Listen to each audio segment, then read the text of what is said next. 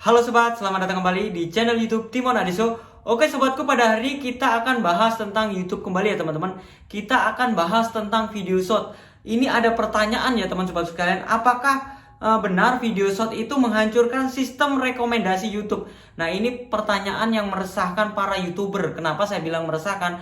Karena mereka ini, para YouTuber ini, YouTuber pemula ini kan susah nih bikin konten durasi panjang. Mereka membuatlah durasi-durasi pendek yang memungkinkan untuk cepat mendapatkan subscriber. Selain itu, kita juga bisa mendapatkan bonus dari video-video short tersebut. Nah, di sini ada yang mengatakan bahwasanya video short yang kita upload ini akan mempengaruhi sistem rekomendasi dari video-video kita yang panjang, teman-teman sekalian. Nah, ini coba saya akan jelaskan sistem rekomendasi itu seperti apa sih? Cara kerjanya seperti apa sih? Apakah benar video short ini akan mempengaruhi sistem dari kerja video-video kita yang sudah berjalan? Oke, langsung aja. Yang pertama, kita harus mengerti dulu pengertian dari sistem rekomendasi. Sistem rekomendasi itu seperti apa?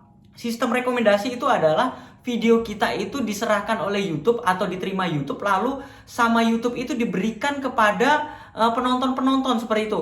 Diberikan kepada penonton-penonton yang sesuai dengan konten kita. Jadi YouTube itu pada saat menerima video kita, pada saat kita upload, itu dia menerima data-data kita, data-data konten-konten kita. Nah, dari data tersebut YouTube itu memberikan atau menyodorkan ke mereka-mereka yang suka dengan video jenis kita. Jadi mereka-mereka yang biasa nonton video kita itu disodorkan. Jadi sistem rekomendasi itu bekerjanya seperti itu. Lalu cara kerja rekomendasi itu seperti apa? Cara kerja rekomendasi YouTube itu dan munculnya itu di mana aja?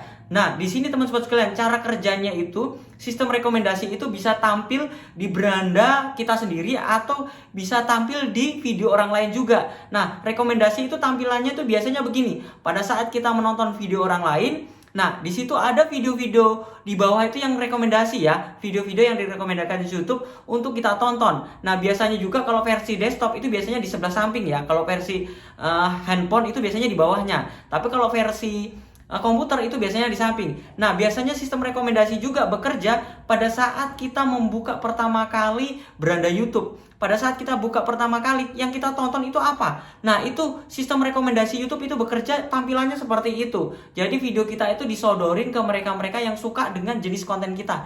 Jadi semuanya saya suka nonton konten-konten mancing nih. Jadi semua jenis konten mancing itu biasanya muncul di beranda saya. Cara kerja sistem rekomendasi itu seperti itu, teman-teman sekalian. Jadi nggak perlu mengetikkan sebuah kata kunci di beranda YouTube. Video kita itu bisa meledak, video kita itu bisa banyak ditonton oleh orang lain. Nah, berikutnya lagi, cara melihat sistem rekomendasi YouTube itu seperti apa? Ada dua jenis ya teman-teman sekalian untuk melihat cara kerja atau cara melihat sistem rekomendasi atau grafiknya. Yang pertama adalah kita melihat secara global. Secara global itu seperti apa? Kita melihat sistem rekomendasi dari YouTube itu sendiri. Biasanya kalau konten kita itu satu niche atau konten kita itu banyak direkomendasikan YouTube, biasanya kalau kita versi channelnya, sistem rekomendasi itu biasanya paling atas. Sistem rekomendasi, penelusuran YouTube, baru yang lain-lain seperti itu. Nah, itu kita melihat dari versi channelnya ya. Nah, channel sistem rekomendasi bekerja itu berdasarkan biasanya kalau kontennya satu niche. Kalau konten campur-campur, biasanya sistem rekomendasi itu bekerjanya sulit sekali teman-teman sekalian. Karena apa? Kita pada saat nonton video A, video yang lainnya ini nggak nyambung. Jadi YouTube itu nggak merekomendasikan untuk menontonkan video-video kita yang lain. Makanya saya menyarankan supaya teman-teman itu membuat channel satu niche.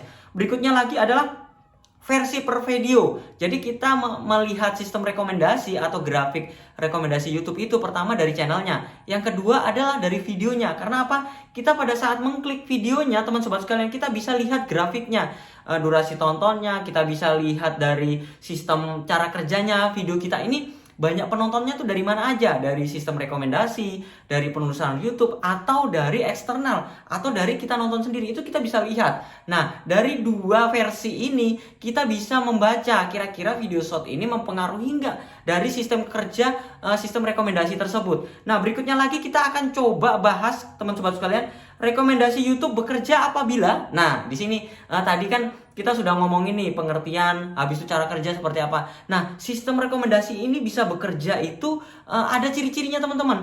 Ada cara kerjanya yang bisa kita terapkan supaya video kita itu direkomendasikan oleh YouTube. Yang pertama adalah konten satu niche. Seperti yang saya bilang tadi ya, Kalau konten kita satu nice, teman sobat sekalian, pada saat mereka itu menonton satu video kita lainnya ini kan saling terkait kan, karena kontennya satu nice. Biasanya video lainnya itu muncul di bawahnya, direkomendasikan YouTube supaya yang nonton satunya itu bisa nonton video yang lain. Jadi dengan satu orang dia bisa menonton video yang lainnya berulang-ulang. Bahkan pada saat menonton video orang lain juga, kalau kontennya sama dengan konten kita, video kita itu bisa direkomendasikan berada di bawahnya dan disarankan oleh YouTube untuk menonton video kita. Nah, saran saya buat teman sobat sekalian, pastikan teman-teman itu membuat konten satu nice. Yang kedua, sistem rekomendasi YouTube bisa bekerja itu apabila CTR atau klik pada video kita itu tinggi. Yang mempengaruhi klik atau CTR pada video kita itu ada dua jenis. Yang pertama adalah judul videonya, itu harus menarik ya, mempengaruhi orang untuk mengklik. Yang kedua adalah thumbnailnya. Kalau thumbnailnya menarik, pada saat dibuka di beranda, yang pertama kali dilihat adalah thumbnailnya. Kalau thumbnailnya sudah menarik, udah pasti deh channel atau video teman-teman itu diklik. Karena apa? Mempengaruhi. Nah, itu yang mempengaruhi CTR tinggi. Kalau CTR tinggi, otomatis sistem rekomendasi akan terus bekerja. Karena apa? Video kita ini ternyata banyak disukai orang dan diklik sama orang. Berikutnya lagi, sistem rekomendasi YouTube bisa bekerja apabila durasi tonton tinggi. Nah, durasi tonton tinggi ini kita lihatnya begini teman sobat sekalian. Jangan mentang-mentang kita membuat video panjang 1 jam, kalau durasi tontonnya 10 menit itu udah tinggi. No, durasi tonton tinggi itu berdasarkan durasi dari video teman sobat sekalian. Teman-teman itu ngupload videonya itu durasi berapa? Kalau video short berapa? Kan di bawah 1 menit. Nggak mungkin dong di bawah 1 menit tiba-tiba durasi videonya bisa 2-3 menit. Nggak mungkin lebih daripada itu. Pasti di bawahnya dari 1 menit.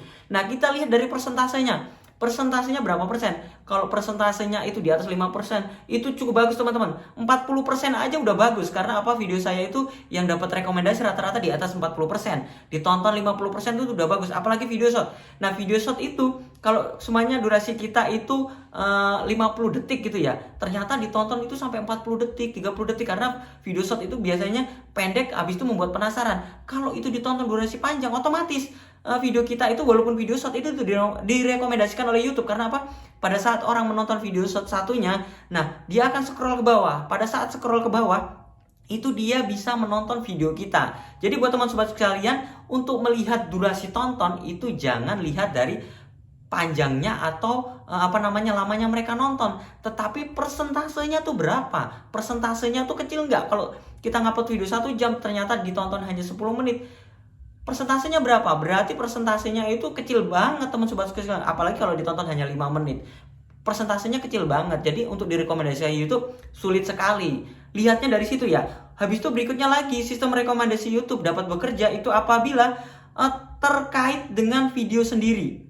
Nah, seperti yang saya bilang teman sobat sekalian, terkait dengan video sendiri ini biasanya sistem rekomendasi itu bekerja karena video kita tuh satu nice. Karena satu nice, otomatis pada saat nonton video satu, yang lainnya itu ngintilin di bawahnya. Nah, yang berikutnya adalah terkait dengan video orang lain. Kenapa saya bilang terkait dengan video orang lain? Karena video orang lain itu kalau jenisnya sama dengan konten kita, video kita itu bisa direkomendasi YouTube berada di sekitar video orang lain tersebut. Bisa di samping, bisa di bawah. Pada saat scroll ke bawah, itu video kita itu direkomendasikan oleh YouTube.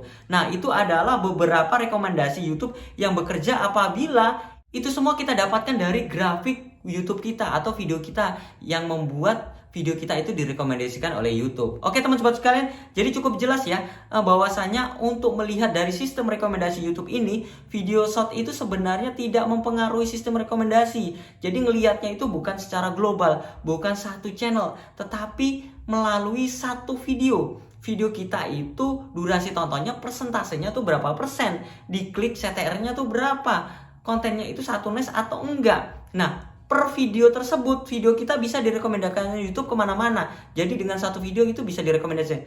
Kalau satu direkomendasikan oleh YouTube, otomatis video kita yang lainnya itu akan ngintilin. Video kita juga akan direkomendasikan oleh YouTube. Jadi buat teman sobat sekalian, bahwasanya kalau membuat video short itu jangan khawatir. Jangan khawatir kalau sistem rekomendasinya hilang. Memang benar sih kalau kita melihat secara global, biasanya kalau kita lihat nih di channelnya, ternyata grafiknya biasanya sistem rekomendasi paling atas. Tapi giliran kita upload video short, sistem rekomendasinya itu turun ke bawah. Sedangkan yang paling atas adalah dari video short tersebut.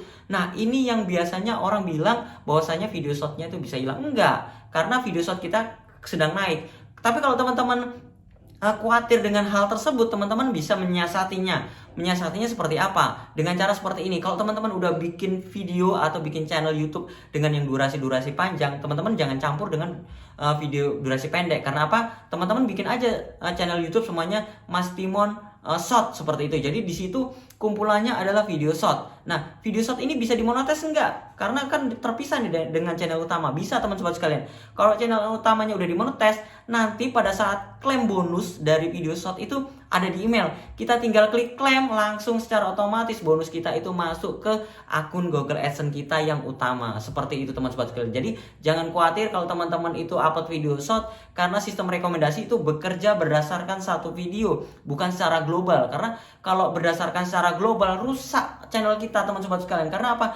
Kalau seumpamanya yang disukai ada satu video disukai orang, ternyata video kita lain itu nggak disukai, ya rusaknya tuh karena dari video yang lainnya seperti itu. Karena kalau saya pelajari dari video saya teman sobat sekalian, video-video lama saya itu jelek banget, bahasanya saya ngomong pun belepotan. Nah, kenapa kok video saya yang baru ini bisa direkomendasikan oleh YouTube, bahkan viewersnya cukup lumayan? Nah, itu karena mereka itu bekerja berdasarkan satu video. Jadi teman-teman gak usah khawatir. Tapi kalau khawatir ya silahkan bikin channel baru khusus video short. Oke sobatku, itu saja sharing saya tentang video short. Semoga bermanfaat. Jangan lupa like, comment, dan subscribe. Dan sampai jumpa di video saya selanjutnya. Sekian dan terima kasih.